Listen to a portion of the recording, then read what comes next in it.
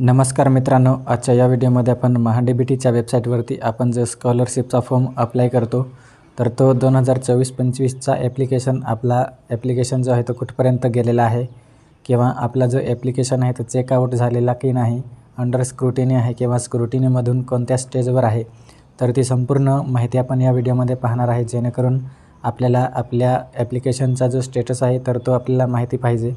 तर त्यासाठीच आपण या ठिकाणी एक व्हिडिओ घेऊन आलेलो आहे तुमच्यासाठी.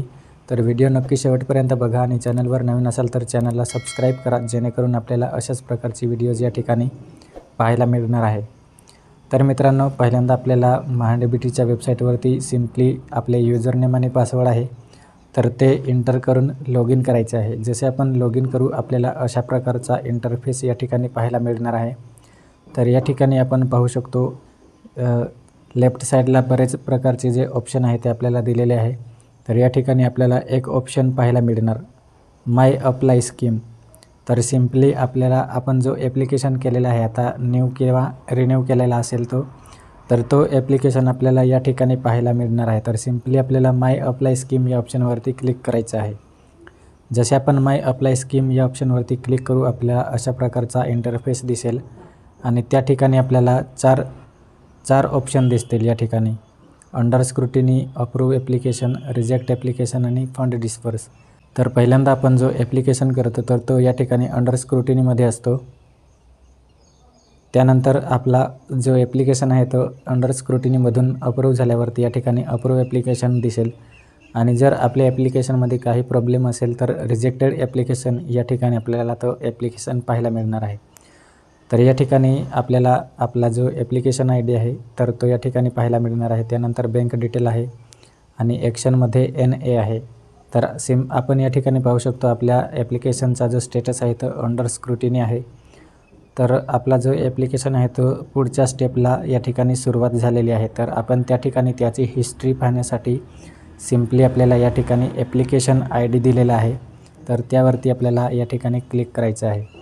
जसे आपण ॲप्लिकेशन आय डीवरती क्लिक करू आपल्याला अशा प्रकारचा इंटरफेस दिसेल आणि त्या ठिकाणी आपल्या ॲप्लिकेशनमध्ये कोणकोणत्या प्रकारची जी स्टेप आहे तर ती झालेली आहे तर ते या ठिकाणी आपल्याला पाहायला मिळणार आहे. तर या ठिकाणी आपण पाहू शकतो action send to applicant college क्लार्ककडून या ठिकाणी जे सेकंड इयरचे अटेस्टेड मार्कशीट आहे तर ते अपलोड केलेले नव्हते, त्यासाठी या ठिकाणी आपल्याला जो ॲप्लिकेशन आहे तो मागे पाठवलेला होता.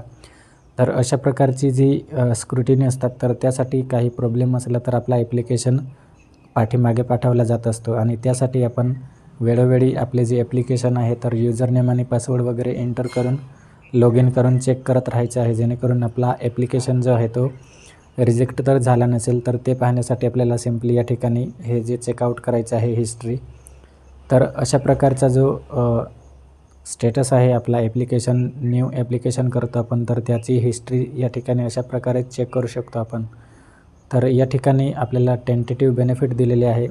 तर या ठिकाणी आपल्याला स्कॉलरशिप किती मिळणार आहे ते सुद्धा आपण चेकआउट करू शकणार आहे आणि त्यानंतर आपला फॉर्म जो अप्लाय केला आहे तर तो डाउनलोड करण्यासाठी आपण व्ह्यू फॉर्म या ऑप्शनवरती क्लिक करून सुद्धा आपला ॲप्लिकेशन आहे तो डाउनलोड करू शकतो.